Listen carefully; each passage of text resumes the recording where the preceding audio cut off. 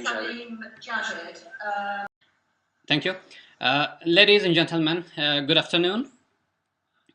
Let me express my cordial gratitude to Hazara All-Party Parliamentary Group and Friends of Hazaras for organizing such a vital conference at such a historic place.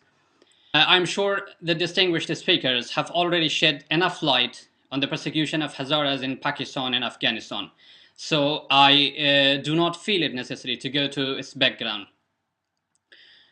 I would like to begin my speech with an extract from the United Nations General Assembly's Convention on the Prevention and Punishment of the Crime of Genocide.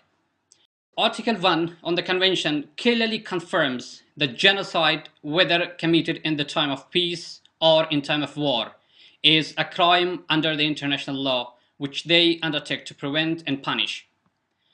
And Article 2 of the Convention defines genocide as any of the acts committed with intent to destroy, in whole or in part, a national, ethnical, racial, or religious group by killing members of the group or causing serious bodily or mental harm to members of the group or deliberately inflicting on the group conditions of life calculated to bring about physical destructions in whole or in part. And I request you all to remember this definition because we are going to need it throughout this speech. Now, ladies and gentlemen, let's examine if the case of Hazara killings qualify to be termed a genocide. This has been always questioned. I'm sure a lot of you know that the population of Hazaras in Balochistan of Pakistan is only about 500,000. Majority of them live in Balochistan's capital city, Quetta. 1,300 have been systematically killed over the last 1 decade in different ways. Some were shot in the head on broad daylight in the busiest parts of the city. Some were taken off a public bus and massacred mercilessly. And some were blown up by the IMDs, which include professionals, students, laborers, women, and even children.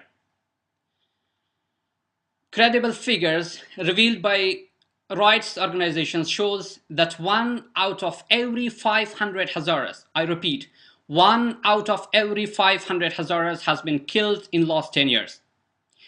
3 out of every 500 have received serious injuries. 5% of the entire community, which is of course the most dynamic, educated and fruitful part of the community, have left the country permanently by endangering their lives through Pacific Ocean or crossing Turkish border for Europe. And out of that, 0.6% of them have lost their lives only in the Pacific Ocean.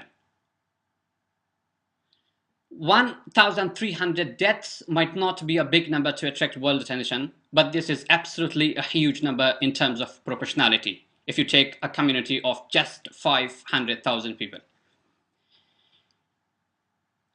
Ladies and gentlemen, if a community is warned through threat letters to leave the country within a year or face the consequences, if more than 130 attacks are launched against a single ethno-sectarian minority in a very small city, and the culprits call the local media to claim responsibility for every single attack and vote to continue the attacks until, in their terms, get the land cleansed of unclean people, means nothing but genocide. If a chief minister offers nothing but a truckload of tissue papers to the bereaved families, if a home minister says he has clues about the target killers but he is helpless, if a country's former deputy speaker confirms that Hazaras and their friends from other sects were being chased, followed and killed everywhere in the province, if a senator reports to the upper house that SMS circulates in Quetta city about sharing information in case any Hazara was spotted, all of them prove nothing but genocide.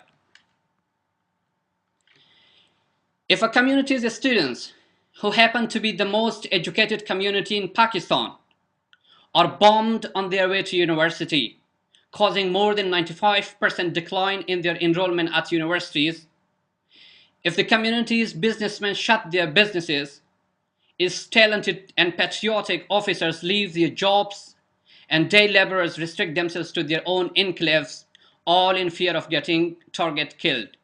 Such a situation means nothing but genocide. When a minority community with an outstanding history of services and sacrifices for the country refuses to bury the dead bodies of their loved ones and instead place them on a road as a protest, or maybe due to lack of enough space in the graveyard, one has to accept that it is nothing but genocide. When a mother allows his highly educated son, whose ancestors used to rise to some of the highest state positions in the country, to depart for Australia on a broken boat because she thinks there is a 2% survival chance compared to 20% survival chance in Quetta. This indicates nothing but genocide. There are people who call it sectarian clash, or at least part of a larger sectarian conflict in the region, or perhaps as a collateral damage of a secret game or a great game, or whatever the reason. The fact is still the same: a plain, unilateral, and silent genocide of a minority group is going on with minimal efforts to prevent it. One would wonder, ladies and gentlemen, as to why such a human catastrophe is not making headlines. Why is the international media silent? And why are not the human rights organizations lobbying to stop it? Is it because Hazara community is an absolute ethno-sectarian minority whose survival matters not? Is it because they are not strategically important? Or maybe because nobody knows about it? Whatever the answer, our silence is absolutely criminal. Thanks to British Hazaras, by the way, for rightly taking up the issue with their respective representatives.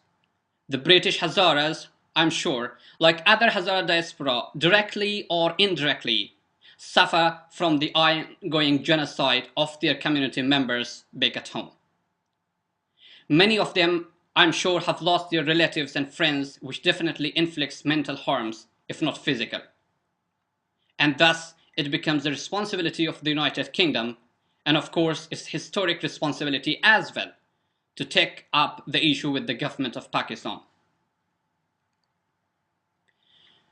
The British government has a friendly relation with Pakistan and supports it in various projects, including improvements of minority rights or human rights in general. So, I am confident that you can convince your government to specifically address the genocide of Hazaras, and if needed, provide technical support to the government of Pakistan, particularly in counter-terrorism efforts, and specifically to the provincial government, the newly elected provincial government, which is now led by a well-deputed chief minister, in order to protect this persecuted minority community. At the same time, many minor emergency measures can be of very much great help. For example, you can persuade your government to announce special scholarship packages for the talented students who have dropped out of college or university in fear of getting killed, and they do not have any place to go. No university, no college. They cannot go due to fear. They will get attacked, as they have been attacked regularly and persistently in the past. Moreover, you can effectively lobby to spread awareness and mobilize the international community to take concrete measures in order to put an end to the genocide of Hazara minority. And I'm sure, as you all believe and say, that where there is a will, there is a way. Hope for a peaceful Pakistan with everybody's rights guaranteed. Thank you, everybody.